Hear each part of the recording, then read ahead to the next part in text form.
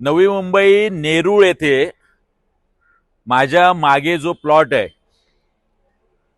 तो संपूर्ण प्लॉट हा 5 एकरचा प्लॉट आहे। नेरूळ सेक्टर 28 आणि प्लॉट नंबर 12 या 12 मध्ये 4 प्लॉटची विभागणी सिडकोने 1972 ला त्यांचा जो विकास आराखडा होता त्याच्यात केली। 12A, 12B, 12C आणि 12D या चारही प्लॉट वरती गार्डनसाठी, मैदानासाठी, पोलीस स्टेशनसाठी आणि ज्येष्ठ नागरिक केंद्र आणि दिव्यांग केंद्रासाठी आरक्षण सिडकोने ठेवलं होतं। तेच आरक्षण आता काही दिवसांपूर्वी नवी मुंबई महानगरपालिकेने विकास आराखडा केला, त्याच्यात सुद्धा कायम केलं।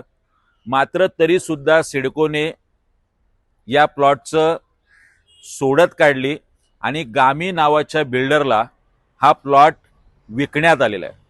अशा पद्धतीने नवी मुंबईमध्ये सिडकोच्या माध्यमातून आणि महानगरपालिकेच्या दुर्लक्षामुळे जे सोयी सुविधांचे प्लॉट आहे, जे नवी मुंबईकरांच्या सोयी सुविधांचे प्लॉट आहे त्याचं सुद्धा विक्री होऊ लागलेली आहे। त्याचा निषेध करायला सिडको आणि महापालिकेचा गुरुवारी आम्ही या प्लॉटवरती एक दिवसभराचं धरणं आंदोलन करतोय।